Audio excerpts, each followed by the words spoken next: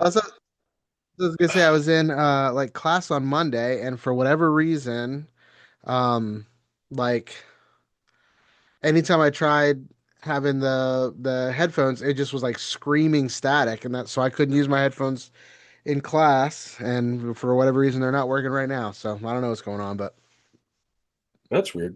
how's the Outer Banks treating y'all? Not too bad. I'm on my laptop, and so basically, what I did was I took the top drawer out of a dresser, put my arm, connected it into that drawer because I can't do Uh-huh. it from the top of the dresser.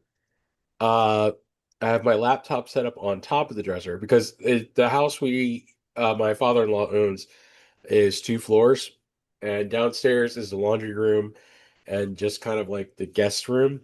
Yeah. Uh, and since when we're down here, Bobby has a tendency to sleep with Caitlin. Um, I'm down here by myself, just hanging out. So I do have more time to like actually do like editing and stuff. But the bad thing is, I brought none of my notes with me. So I am basically flying by the seat of my pants, but I got to do it so that way, at least I have an episode on Monday. So, because I have none of my other stuff for any of my episodes that I was going to use for the 1 year anniversary. I don't have any of my birthday stuff that I had bought. Like I had like a happy birthday banner and some other stuff, man. It was going to be dope, but nope. I'm just here in a room with a white background and eating an ice cream cone. Well, it's all good.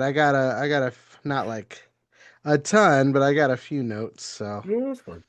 um, so hopefully More we'll than make it me. work. Oh, we always do. I just Yeah. gotta remember what my top three songs were. I'm pretty sure I remember what they are, but I can probably figure that out pretty quick now that I think about it. I was still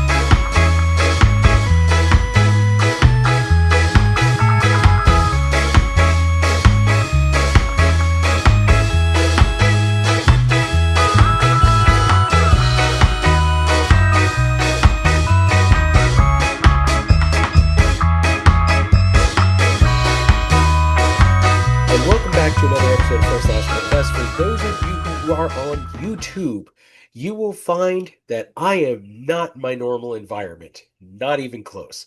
I am currently on vacation. We meant to record this episode earlier in the week, but some things happened. We just couldn't make it happen, unfortunately. It is what it is. That is basically the motto of the show. It is what it is. I am actually down in the Outer Banks here in North Carolina.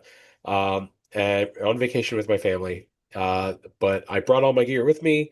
I was determined to get this done, and I am very lucky that my co-host this week was willing to get this done as well, to step up as always and be the amazing person that he is. Ladies and gentlemen, back on the show, he's the bassist for Sam's the Hero.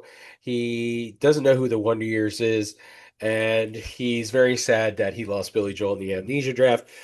Ladies and gentlemen, Jeff is back on the podcast. Jeff, thank you for coming back on, man.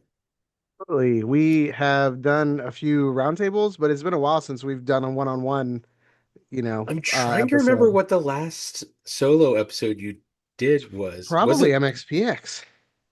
Was it No, we did the MXPX? we did the we did the Christmas episode.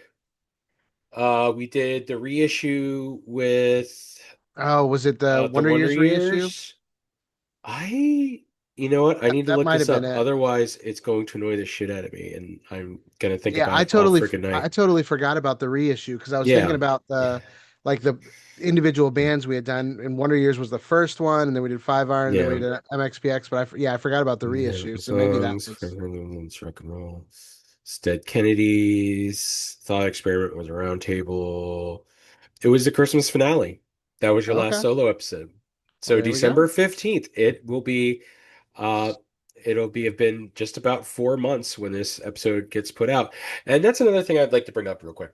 Um I thought this was very appropriate uh that we are recording with Jeff this week because when this episode comes out, it will have been 1 year from when the show came back. And our first guest host was Jeff, and we covered the Wonder Years. I thought about doing another Wonder Years episode just for shits and giggles, but we're not going to do that. People have heard us talk about Wonder Years enough, I think. I probably not, but we're gonna do it anyway, probably eventually. But for now, at least, we are gonna focus on a different band. Thank God for that, I guess. But before we do that, Jeff, what have you been listening to lately? I know you guys were out and about last night and this week. I mean, what have you got besides the band we're talking about? Yeah, the so besides the band we're going to be covering, the main thing that I've been listening to is actually a local band recently dropped an album. I Oh, nice, went to their CD release show. Was it last Friday? I think last Friday. Yeah, last Friday. It's a band called Mad Francis, oh and yeah, they played it. yeah, Yeah, they were at Annex last Friday. They played with Long Sleeves, who are friends of mine as well, nice. and yeah, the album it's great. They had released several singles in the build up to it, and all the singles were good. And they dropped the whole album. It sounds great. They're a lot of fun. They're in that vein. I was actually trying to tell somebody about them, and I do have trouble like categorizing them a little bit, like comparing them directly to another band. They're Yeah, definitely in that vein of like punk influenced rock that's a little more mature than like your like definitely closer to like Menzinger's the Newfound Glory in terms of like okay, the style of punk influenced rock, but also with like your Blink fart boner humor thrown in a little bit like so it's a good mix. And nice. the album sounds great. I've caught them live a couple times. We've tried to play with them. Like I've tossed them shows two or three times, and they've tossed us shows two or three times, and every time it never works out. So I'm That looking forward sucks. to playing with them. But yeah, that's what I've been listening to Eventually, is their new we album. It's definitely need to called make that. called Go Ask Your Mom by Mad Francis. It just dropped last week. Nice. I Yeah. was gonna say I follow them on TikTok and I do like their music. It is very, very good. Yeah. Uh so those of you who are listening right now, get out there. Go listen to Mad Francis, blow them up. They are honestly, first off, some A-class gentlemen. Second off, their music is fantastic. So 100% go find them, go give them a listen, go follow them on social media.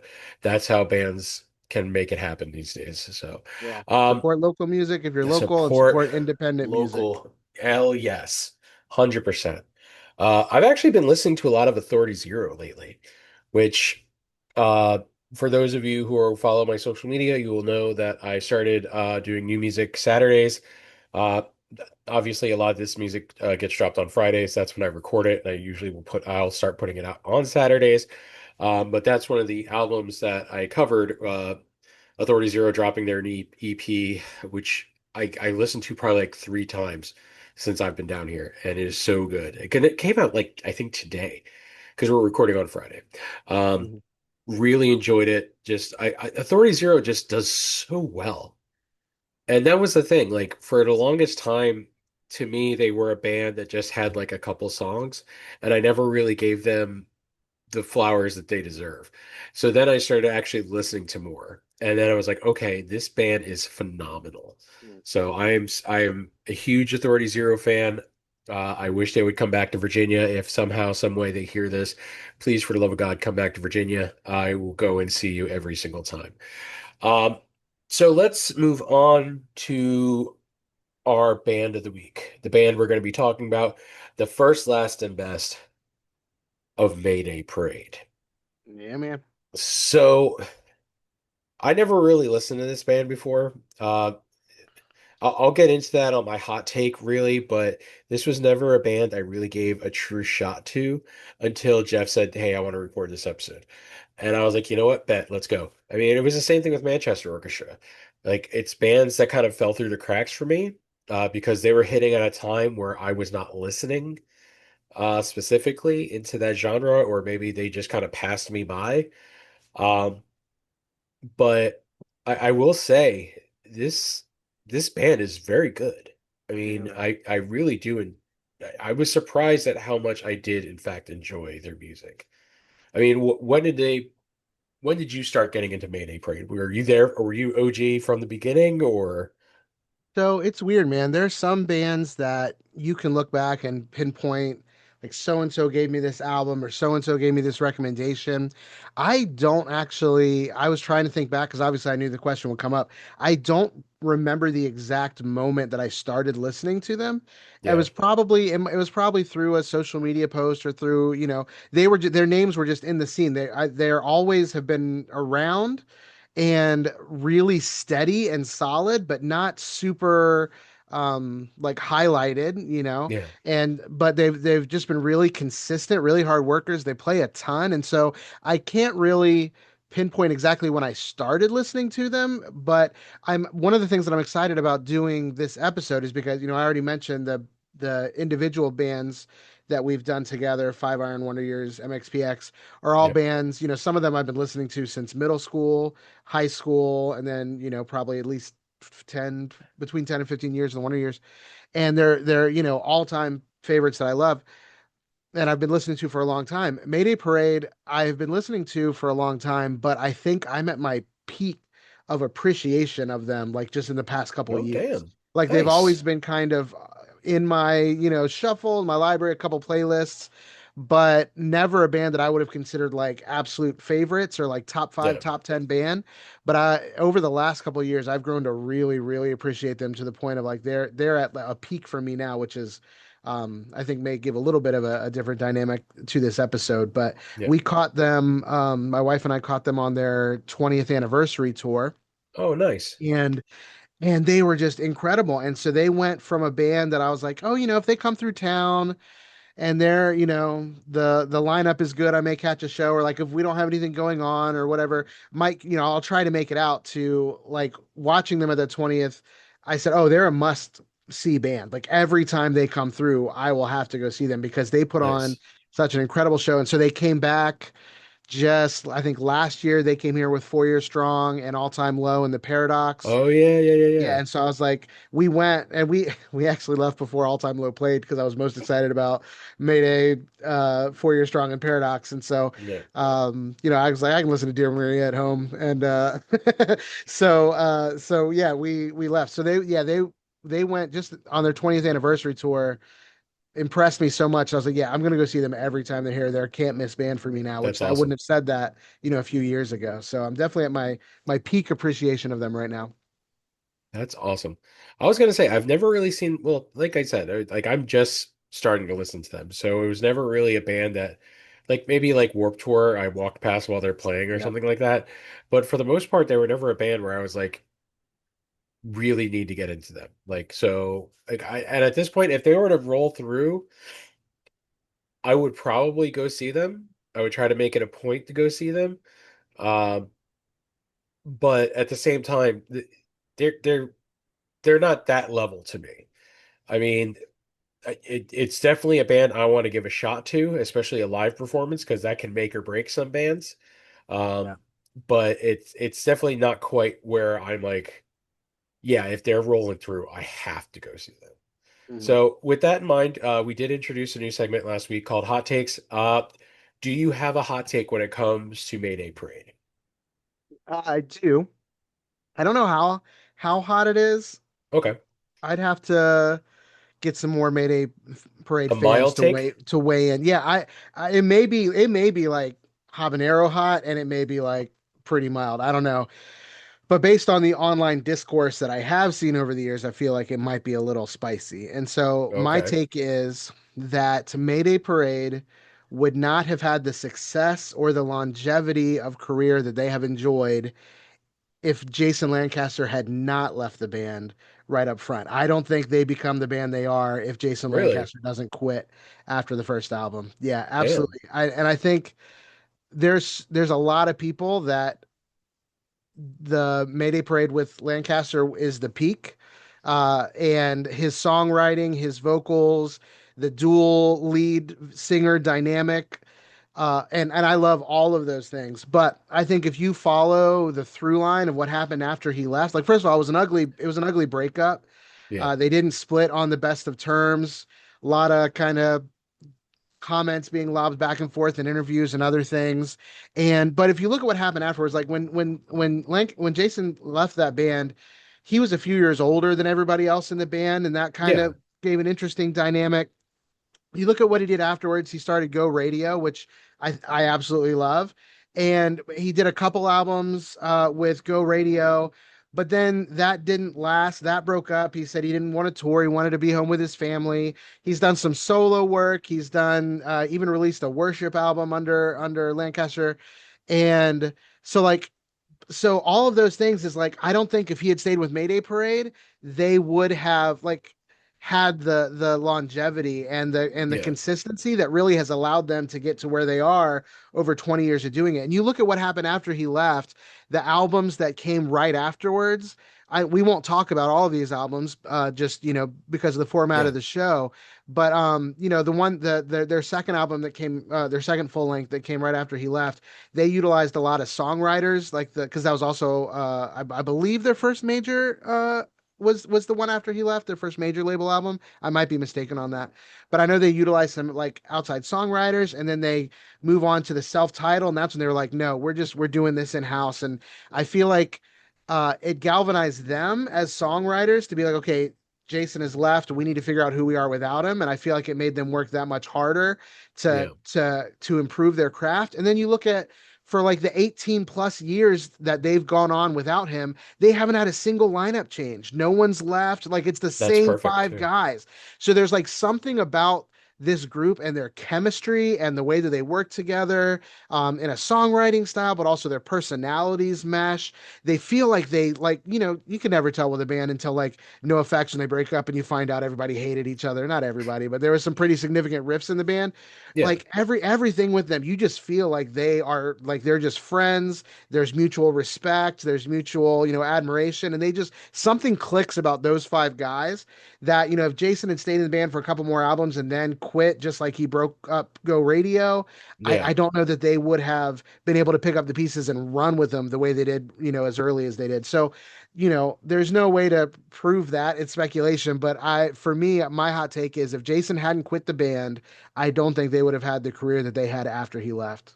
I don't think That they would makes have a had the success. lot of sense. It really does, especially with the fact that he was older than the rest of the guys in the band, and the fact that everyone stuck together after that. That is Mhm.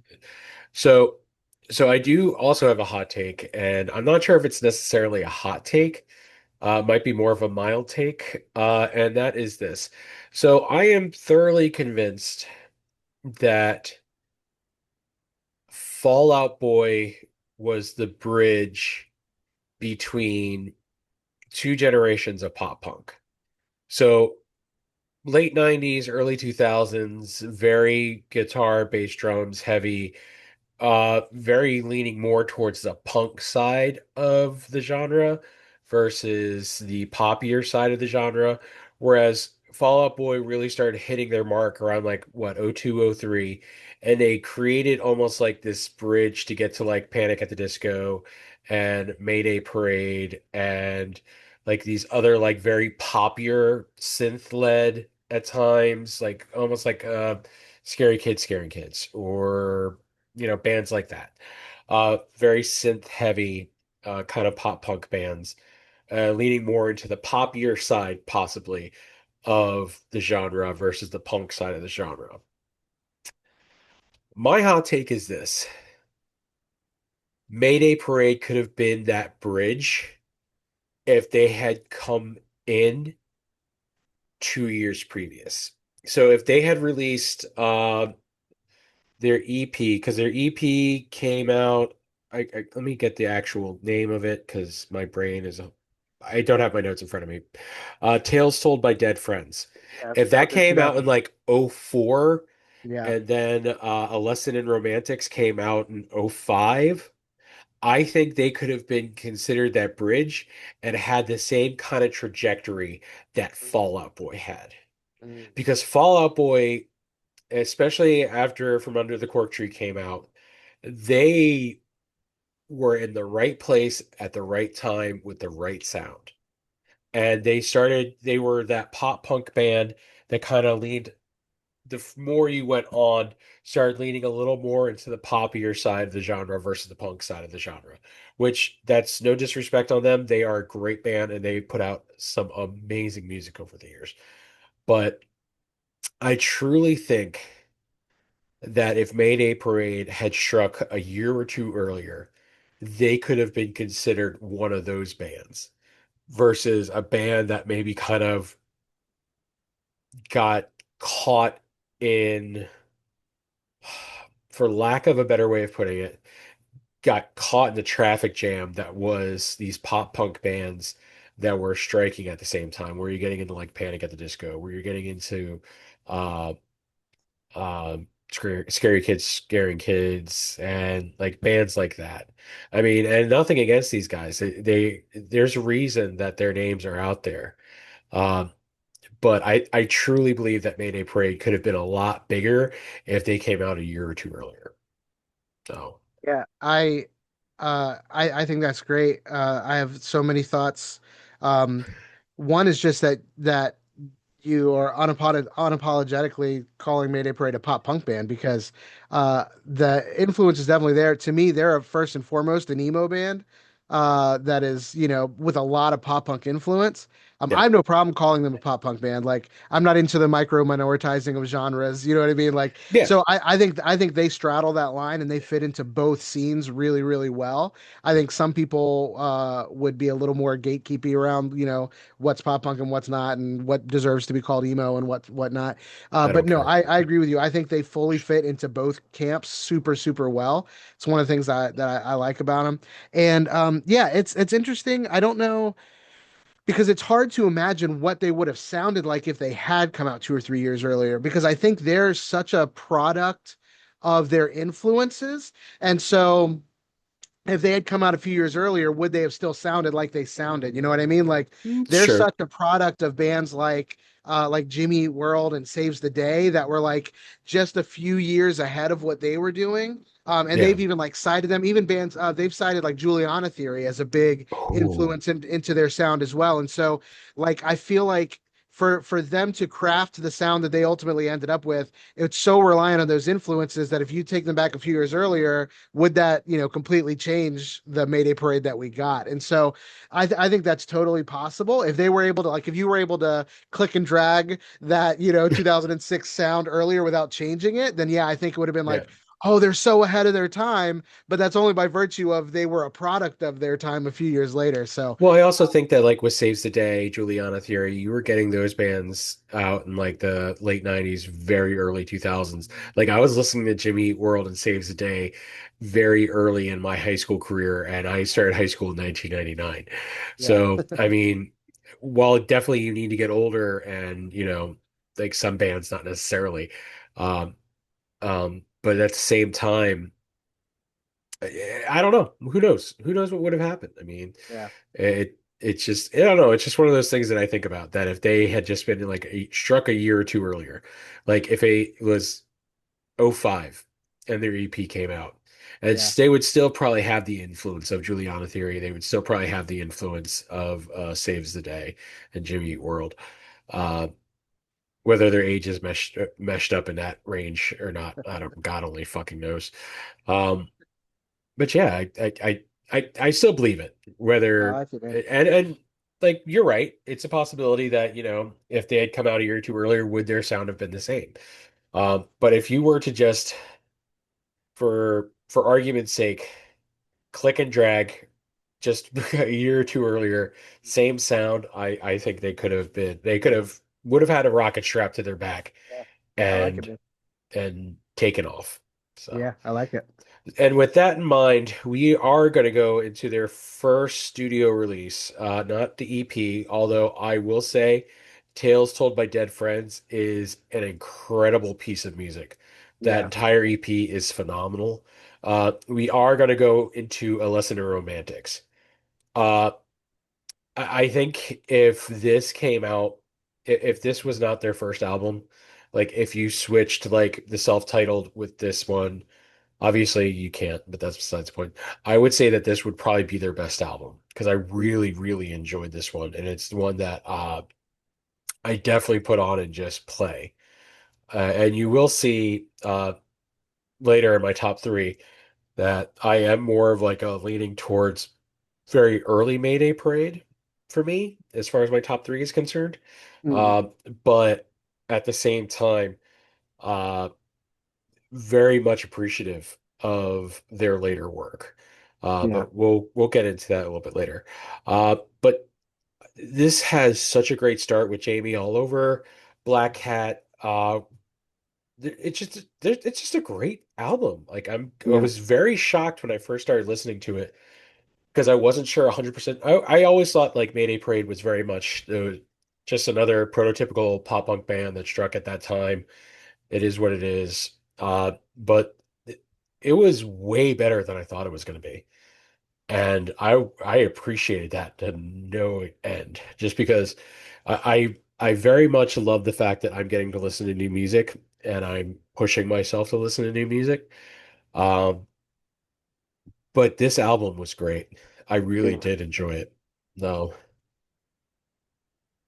He hit hard with a sound that just came like fully formed. Like if you compare their earlier stuff and their later stuff, like you can definitely tell a progression, but also that the core is basically the same. yeah, It's a combination of aggressive guitars, catchy hooks, raw emotional lyrics, dynamics, like the way that they'll not just like song to song where they can take you from a piano ballad to like basically a pop punk song, but also within songs, like being able to change up to go from the big anthemic chorus to then, a yeah, softer, to keep the songs interesting. The way that they don't stick, they're not the most experimental band, but they also don't stick to that formulaic, A B C B formula. Like they'll play with yeah, that a little bit here and there, which just it just keeps it interesting. So this is the only full length that had Jason Lancaster on it. He yeah, left the band in between finalizing the recording, but before the album actually came out. So, and this is really like it has everything that people love about the dual vocals between Derek and Jason. Like he had kind of a little bit more of like a gravelly, kind of raw voice, whereas yeah, Derek has this really pure, clean voice, and so the two of those voices playing against each other was a really great dynamic. The emotionality, like Jason Lancaster, uh you know anybody listening to this is familiar with Sunrise Skater Kids. Like they released a parody that's very clearly a parody of Miserable at Best, yeah, and they really make fun of the way that Jason Lancaster enunciates and pronounces his like lyrics weird. And so like he's not everybody's cup of tea as a vocalist, but you cannot deny just the raw emotion that goes into his vocals. Like he really has a very distinct voice because of that. And I love everything about this album. There's so many good, when I started doing my listens through to prepare for this podcast, I'm going through and I'm favoriting songs that I know could make the top three, like yeah, that I'll have to whittle down. And out of all the albums, this one had the most that was like potential top three songs. yeah, There's so many good songs on this. Their most popular songs, like if you go to Spotify or Apple Music and you just look what their most popular songs are, they're off this album, right? And yeah, so it's absolutely loved. I think it's an emo classic for like third wave emo. I would consider this a classic album. And yeah, it just has everything that people love, which is why when Jason left, there was such a divide in the fan base about whether or not they were going to be able to keep being Mayday without Jason Lancaster, because his fingerprints are all over this sound from that's the true. Tales Told by Dead Friends and Lesson in Romantics. And so yeah, I absolutely love this album. It hits so well, and it's great. It's full of great songs. I am glad that they were able to pick it up and keep rolling after Jason left the band because they truly put out some. While there may not be individual songs that I would put in the top three, I would say that there are definitely the progression of their music is truly something to behold. Hmm. I really enjoyed it, and I'll get more into that when we discuss Sad and when we discuss what it means to fall apart. But for the moment, this was just a I've already said it. very well put together. Take This to Heart was a great song. I'd hate to be you when people find out what the song is about. Uh, another great. There's just it's great. It really is. I mean, and I love that you could tell just how well, like, especially Derek and Jason connected with what they were writing about. That really, I think that truly makes an artist truly great is when they're able to emotionally and just completely connect with what they're writing and bare their soul. I Yeah. mean, and you get that a lot on this album, which I really, really enjoyed. You do get that Yeah. a lot in emo music, so Yeah, well, and so this is a band that my wife and I both really enjoy. She got introduced to them through me, like like I said, they've always been kind of like around, and so I'd put them on here, there, and so sometimes I'd be listening to something, she'd be like, "Oh, who's this?" And I'm like, "Oh, it's Mayday Parade," and then she'd come through and I was like, "Hey, who's this?" "Oh, it's Mayday Parade again." It's like, "Hey, I think you like Mayday Parade," and so so she checked it what? out. And so I was kind of asking her like what are some of your favorite songs, and she didn't give me a top three to share, but one of the ones that she shared is off this album, and that's the closer, the "You Be the Anchor That Keeps My Feet on the Ground, I'll Be the Great Wings song. That Keep Your Heart in the Clouds." Like, I mean, what an emo title, anyways, right? It's like, you have to, Yeah. you can't all fit it on the in the file name. You have to, I but, Fall Out Boy. um, but yeah. So yeah, this whole album is great, and I don't know, I didn't know where I was gonna fit this in there, fit this around or not, but I do think one of the reasons that Mayday Parade doesn't get the credit that I feel like they deserve in this scene is, Yeah. I think to a certain extent, they have the reputation of being a band, a emo band for girls. And I think that they have a softness to their sound, an emotion, a raw emotion to them, and they also, and I, I'll try to be charitable, partially because of Jason Lancaster leaving, they were able to avoid some of the emo tropes that are like more misogynistic around, Yeah. like, oh, girl doesn't like me and it's her fault, or like, Yeah. I hate you, you're, because I deserve you and you're not interested in me, so that means you're a whore because you like somebody else. Like, all of those kind of like more misogynistic emo tropes. Uh, Jason's lyrics were not the worst at that. You can, there's a little bit of it in there, but there again, when he left, there was something about, there's almost like a wholesomeness to Derek's songwriting and almost just like him as a person. Like, he plays on stage barefoot. He's just got like this such a pretty face and this long hair. Like, he just looks like Yeah. just a soft, gentle soul. And so I do think that they have a reputation for being like uh a chick band, that are a band for girls. And I think that might have hurt them in, what is kind of a more like, you know, pop punk emo, like it's kind Yeah. of a male dominated, Oh, absolutely. scene. And so I think that might have been part of the reason why they've had to work as hard as they have to get the credit that they deserve.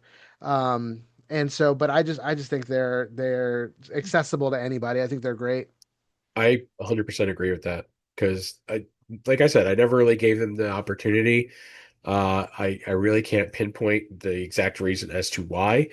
But I'm glad that you wanted to do this episode because it really did give me an opportunity to really kind of dive into what their sound is and the evolution of that sound, which leads us to talking about what it means to fall apart. Uh, I truly feel like some bands follow either don't evolve or uh, evolve in a way that maybe doesn't fit what they're trying to do. I almost feel like Mayday Parade kind of went not necessarily an opposite direction of other emo bands or other emo artists or pop punk artists. I feel like they almost went the Andrew McMahon route, where if you follow his career from Andrew McMahon, I'm talking about right now, Mhm. from something corporate to Jack's Mannequin to what he's doing now with Andrew McMahon in the Wilderness, it truly feels like it's more like something corporate was a pop punk band. pop punk band with a piano, which is like an actual piano, not like a keyboard, synth, whatever. Literally Andrew sitting and playing a piano. Then Jax was a little more dedicated to the piano. Still some pop punk in there, some definite pop punk roots, but not as much as something corporate. And then Andrew McMahon in the Wilderness is very much a like this is truly the music that I want to write. This is where I want to be, and it's very piano driven, which isn't shocking. But you also get your synths in there. You get uh, a little more risk in how he's approaching music, especially when your fans have been like pop punk fans for their entire lives and they're following you. And when you're taking those risks, are they going to take that risk for you? Because I hate to say this, pop punk fans were not exactly known for our risk taking when it comes to music. We like our verse, chorus, bridge, chorus, end. We like our songs under 3 minutes. Uh, and even though we're in our 40s now, we still like to sing about high school for one reason or fucking another. Stop doing that, by the way. Don't do that shit anymore. There's other things that we can complain about, like, taxes and whatever. But I truly feel circling back to actually discussing what we're supposed to be discussing. Uh, at first listening to what it means to fall apart, it truly felt like they took a little more risk. Some of it was a little more piano keys driven, which at this point in my life, really do appreciate in a band. It just felt like they had grown and matured in their writing and how they approached it. Kids of Summer, that's a great way to start off the album. If My Ghosts Don't Play, I Don't Play is another great song that they've done. This album truly is very, very good. And I Yeah. really do like the progression of their music and how they grew and evolved and with their sound. So when we were going over how we were going to tackle this episode, we decided not to include the current trilogy of albums that they're releasing right now, Yeah. which I understand. They're 8 songs each, which is a little short for a full length. It's a kind of a short full length long EP, and it's part of a larger project. Like I said, it's their 20th anniversary release. These three, and the two of them have come out right now, and so two of the three have released. And I really Yeah. want to say the first of those three, which was called Sweet. Sad is the most recent, but Sweet is so good. So I know we're not covering that as their Oh latest, no, but if you want to talk I if you just want to talk wanted about this, I have no yeah, well, problem with that. I'm just gonna throw it in real quick that I think Sweet, because it's so short, it only has 8 songs. It's like 20 something minutes long, 24 minutes long, maybe. It's very, very quick, very short. But Yeah. minute for minute, I think it deserves to be in contention in one of their top, best albums. Oh yeah. Because the songs that are on there are so good. Um, was it By the Way, I think is the opener. Is so like I get that Yep. caught in my head all the time. That's one of their live staples now, which I mean it makes sense. It's off the, it's a newer song. And Yeah. but the way that opens up the album, and they have some straight up pop punk songs on there, which they've talked about in interviews. It was fun for them to like just straight up write a pop punk song, which I think for them just means they speed up the tempo a little bit and they put it in a major key and they did it. Like it's all you had to do. Yeah. It's a little bit faster. But so Sweet, I think deserves mention just because minute for minute, I think it can hold its own against whatever we talk about as their best albums. But yeah, to tackle what it means to fall apart is their last, true studio full length. I think it's a great album and shows the consistency because in the same way, now, don't get me wrong, I don't put Mayday Parade in the same, tier that I put a band like the Wonder Years, but it's very easy to say like the Wonder Years has never made a bad album. They have albums that you prefer over others, but they've never made a bad album. And I believe that 100%. about Mayday Parade. I can put any album on of theirs and like, yeah, this is a solid album, right? Maybe there's a couple songs that don't, that are skips or that, don't quite do it for me, don't catch me, but overall there's Yeah. no bad albums. And if you follow their trajectory, they had they had their experimental album, right? You know, we talked about bands that don't ever change their sound or don't ever evolve. They did an album called Black Lines, which it Yep. basically is like if you wanted to try to pick up where Brand New left off and like say I want to start making brand new albums now that you know Brand Oh, New's not, but didn't quite do it because there's only one Brand New, you know what I mean? But like it was very much like a Devil and God Brand New influenced sound yeah. that they went with. And it's not it's my least favorite album of theirs, but like it's still done well and is Yeah. experimental. And I feel like they might have gotten to a point, we've talked about this ad nauseum when we talk about bands and their evolution of their sound, where sometimes you get to a point where you're like, I can't keep writing the same album again. Something has to change. And Yeah. so to that end, I think it's really great that they did it. There's still some songs on there that are really good, but then they came right back from that with Sunnyland that went right back to kind of their signature sound, but it still felt fresh and new. And so I think it showed that they didn't need to completely reinvent themselves to keep making their sound and keep doing it fresh in a way that didn't seem tired and repetitive and played out. And so, and then from Sunnyland went right into What It Means to Fall Apart, just a few years after that. And I agree with you. I think it's great. Kids of Summer is a great song. There's some songs on Absolutely. here that I sing to my kids at bedtime. Like they have a song on here called Think of You. And that's one Yeah. of the songs that I sing to my kids. It's a beautiful, every day I think about you. Like it's a beautiful song. And we sing that to our kids. Another really late career favorite of mine that they have is it's a dumb title. I hate the title of this song, but it's called One for the Rocks and One for the Scary.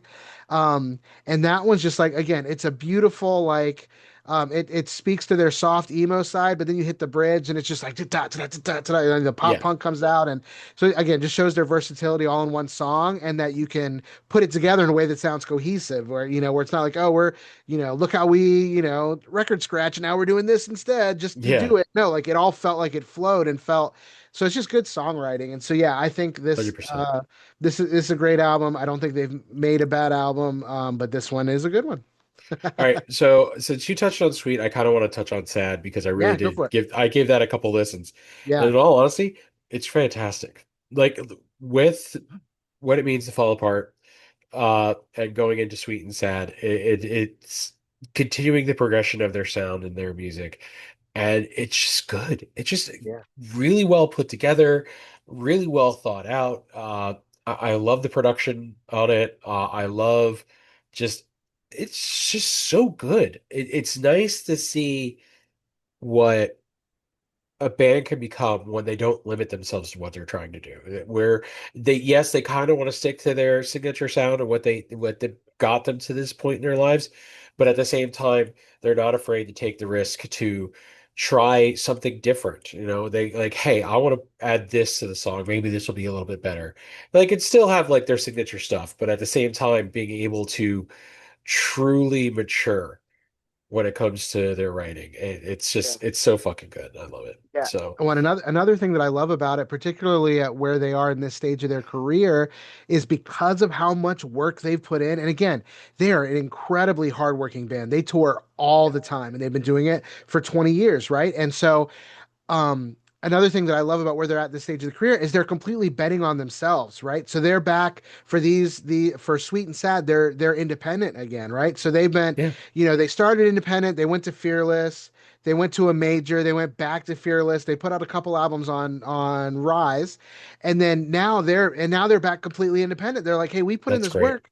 We're gonna do it ourselves. And so, like, what label would like, green light? Oh, we actually want to put out depending on how you think about it, either like a triple album or a trilogy of albums. Like they're like, no, we have this, big idea of something that we want to do for our 20th anniversary, and we're just going to do it ourselves. And that way we don't have to answer to anybody. We can, and they I love completely that. reap the benefits. And so I love that they have built everything that they've built. So now they can, like they've invested so much that now they can do whatever they want, right? Because they have the fans and yeah, so now they can reap the reward for all the hard work that they put in instead of lining somebody else's pockets. It all Yeah, goes to them. And so hopefully they'll be around for a long time. I hope so because I am looking forward to seeing them when they roll through again, just because I do want to give them a chance on the live side of things. But I'm continually impressed just listening to them. Um, so I What do you think is their best album? I will just touch on Anywhere But Here real quick, because I texted you and I wrote a note down to myself and I sent it to you. That I thought Kids in Love kind of ruined it from the start for being a best album because there was just something about that song I just did not like, but I loved how it progressed throughout the rest of the album because like you get to Bruised and Scarred, Save Your Heart, Center of Attention. It felt like they built throughout the rest of the album and made it so much better. So while I was not appreciative of the beginning of the album, I will say it got very good towards the end. So Which it's funny because when you sent me that, I texted you back that Kids in Love is actually that was one of the ones I yeah, put on my longer list for top three, and it's catchy. I love it. And just a real quick funny anecdote about it. I was writing a song one time, and I'm working on this bridge, and I'm like, oh, what if I did this like what if we dropped down to a single guitar and did this like little, like a little lead, and then we brought everything underneath it and kind of like a double time feel. And I'm like, oh, this feels good. I was like, why does this sound familiar? And I was like, oh crap, this is the bridge to Kids in Love. I just wrote it on guitar instead of piano. And I was like, crap, I that's really like this. fantastic. And I love so that. I wasn't able to use it because it was almost exactly the bridge to Kids in Love with that little piano. But I put that it was slightly different, but basically it was the same thing, had the same feel and everything. So yeah, that's funny. So I'm sorry, but are we going into best now? Yes. Okay, here's what's gonna happen. I texted you that I thought I had my best picked out, and then yesterday got a curveball thrown at me, and then I had to do like a side by side comparison to the what I thought was the best to this other one, and then I ended up pivoting. And so, but here's the thing: I think I know what you're gonna say their best album is, and I really hope I'm right because I want to talk about that album, even though it's not what I'm picking. So we'll see what Okay. happens. I know your rule, Rob. You don't like to choose first or last as also the best.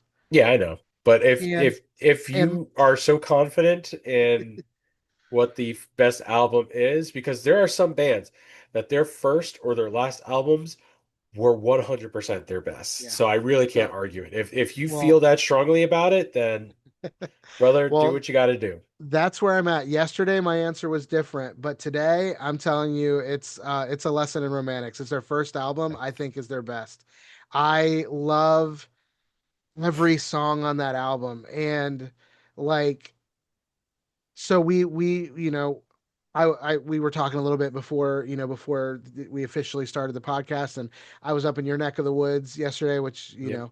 you're not there, but it's about an hour and a half drive, and my wife was in control of the aux, and she put on a lesson in romantics, and I'm just like, oh, and like every song just moved to the next, and I'm like able to sing every word to every song, and I'm like, God, there's no bad song on this. And so I was like, I might have to change. This wasn't going to be my answer, but listening to it like right now, and I'm just like, so I did. I pivoted. I do think Lesson in Romantics, and it that sound is so great. The songs are so great. I'm not a Jason Lancaster purist. I love everything they've done since he's left.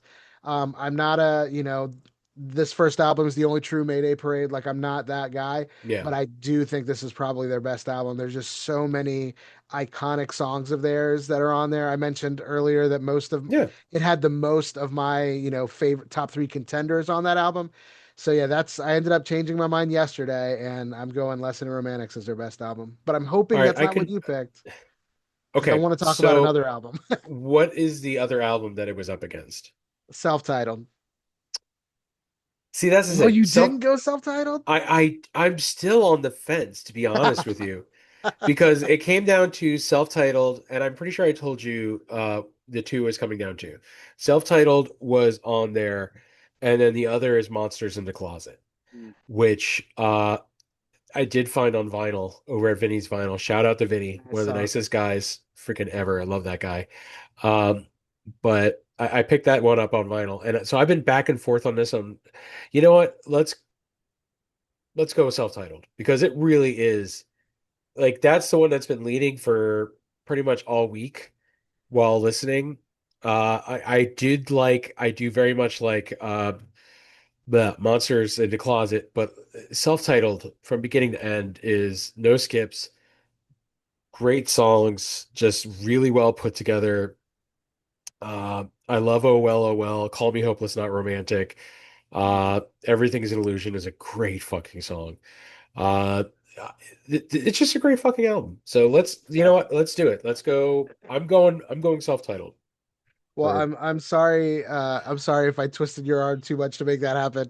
no, you're fine. Um, because that was 100% my answer up until yesterday. And the reason I love it, and the reason I could go either one is because I feel like the self-titled was the definitive answer to Jason Lancaster leaving. Like they did Anywhere Yeah. But Here, but I already mentioned that they had some outside songwriting help, and it really felt like that was like okay, we're not breaking up, we're still going, but it didn't hit like the way self-titled when that, especially that oh well is the opening track, Oh like yeah.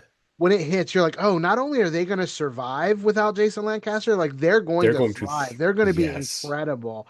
And so I feel like depending on your era, if you're a Jason Lancaster fan and you like were around since the beginning, like nothing's going to top Lesson in Romantics. But in a post Lancaster Mayday Parade, self-titled is to me that's the standout. That's the best album. it's And so so fucking good. I think you could go like for me it's a coin toss between those two for those reasons. Yeah. I'm actually not going to get into my favorite songs off that album because they're going to come up in a minute. So I'm going to talk about them then. Sounds good. All right, so let's go ahead since so eloquently got us there. Let's go ahead and do our top three. Uh, if you have any honorable mentions, now's the time to do it. What is your number three, and any honorable mentions you feel like Yep. throwing out? You know I've got to have my honorable mentions. So I've got two honorable mentions. So Mayday Parade, another thing that they are really really good at, in my opinion, is covers. And so because they were on Fearless, they've done a few covers for the Punk Goes Pop series. The well, just the Punk Goes series because I think they weren't all Punk. They might have done one of the Punk Goes Crunk. I think. I don't remember if they were on that one or not. But Let me so they've look. had a few. They had a someone I used to know. Um, Yeah. in my head.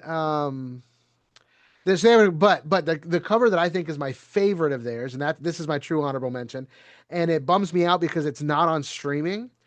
They released it during the pandemic, and so you can find it on YouTube, but it's not available on streaming platforms. Is they did a cover of "I Want to Hold Your Hand" by the Beatles that is absolutely amazing, and they brought in a Oh whole my bunch of God. yeah, they brought in a whole bunch because it was pandemic, right? So bands weren't playing. They had to find something to do, and so they brought in a bunch of features, like a bunch of vocalists from other projects like to do featured vocals like either to take a verse or like to just be part of like a gang vocal. So they brought in all these other bands like I mean the dude from We the Kings, and I think Joe from Knuckle Puck was on it. Like there's a whole bunch of other like vocalists from the scene all combined to make this, which honestly might be part of the reason it's not on Steam streaming platforms. It might have just been too complicated to credit Yeah. everybody. But if you go to YouTube, you can find it. It's a great video. It's fun. I think it came out during the pandemic, and it's an incredible cover. So yeah, their cover of "I Want to Hold Your Hand" is great. Honorable mention. And here's my other honorable mention, and I'm gonna credit my good friend JP, who is my guitar player in Sam's the Hero, one of my guitarists in Sam's the Hero. He's a big Mayday Parade fan, and we were texting back and forth about top three songs, and um, JP has a belief that I'm going to honor that you need to be careful about calling a band's best song and their most popular song making them one and the same, right? Yeah. He used the example of like "Don't Stop Believing" by Journey. Is "Don't Stop Believing" Journey's best song, or is it just far and away their most popular song to the point where like you can't even really analyze it objectively, right? And so to that end, in my original top three list, "Jamie All Over" was in my original top three. And I'm going to contend that I might be right on that. I think this might be a case where their most popular song actually is one of their best songs.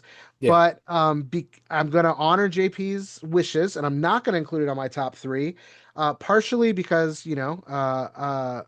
I think it's a good axiom to hold, but also because it let me squeeze another song that I wanted to put on my top three on my top three. So it's a little self-serving, if I'm going to be honest. All right. And so I'll start with that one. So my true number three is a song that wouldn't have made it if Jamie All Over was on there.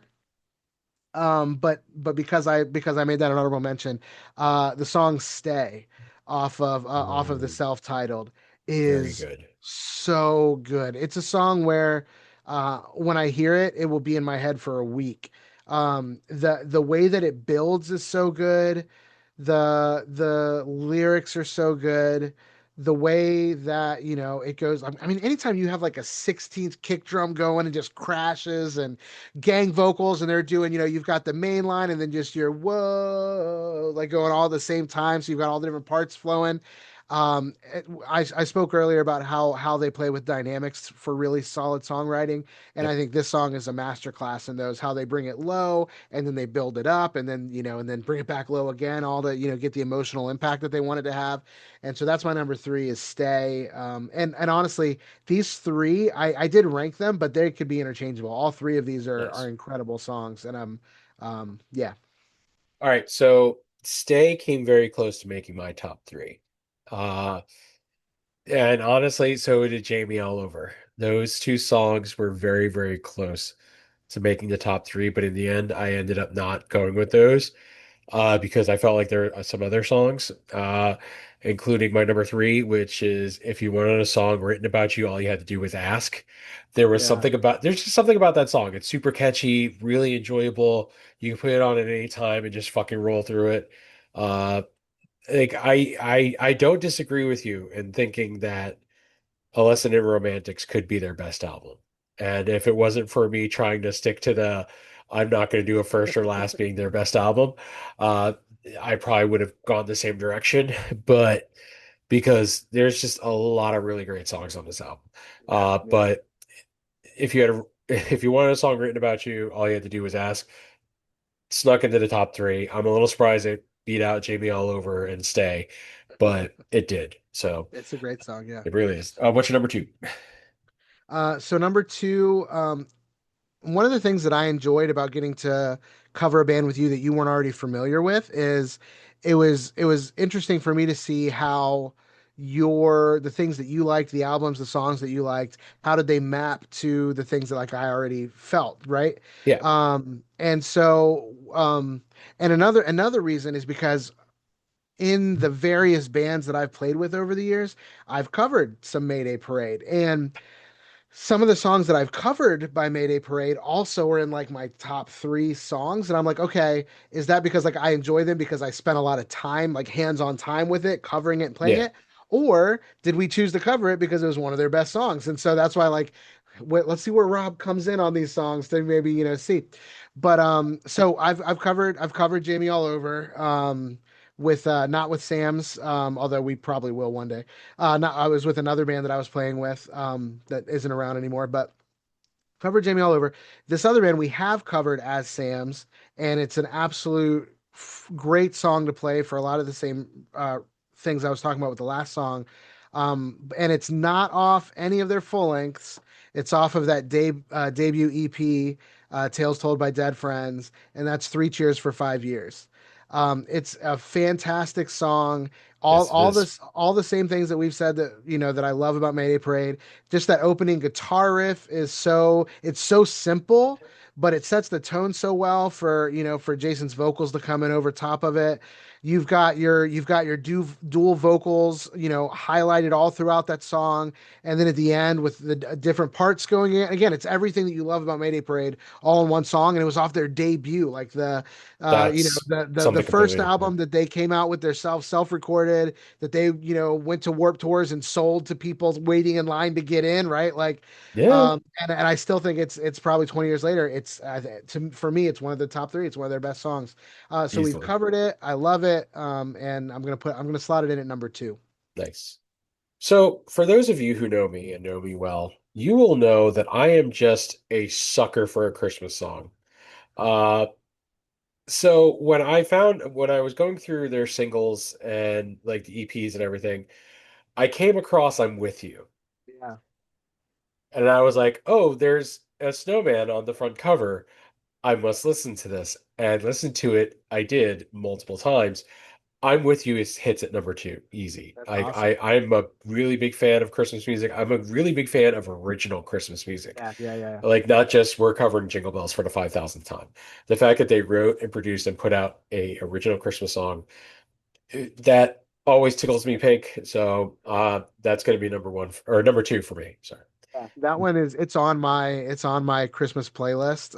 Nice. But as we know from the last episode, the last one-on-one episode we did together, I don't touch Christmas music outside of Thanksgiving to Epiphany. So it would have been disqualified for me right off the bat. But no, that is an amazing song, and yeah, it's on my seasonally appropriate playlist. And it's great. I So great got you. choice. I love it. I love it. All right. What's number one?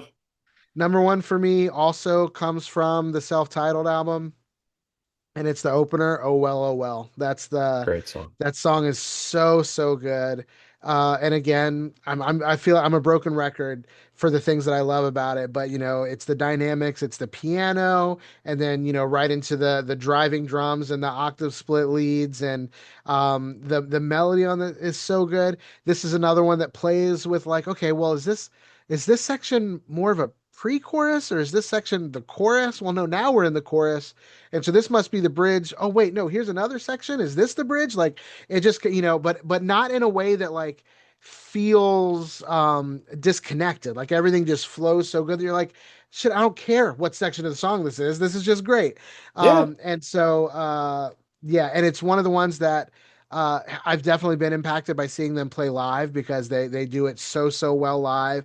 They do a lot, and they do a lot with visuals. They always have like a screen or a projection behind them that's like playing in time with everything that they're doing. And Yeah. so the visuals that go along with this song really help seal it for me when you see them play it live. But yeah, for me, number one is Oh Well, Oh Well. Well, this is going to be a real quick number one for me because we already talked about it. Three Cheers for 5 years. It's fucking great. Nice. Nothing Nice. really more needs to be said.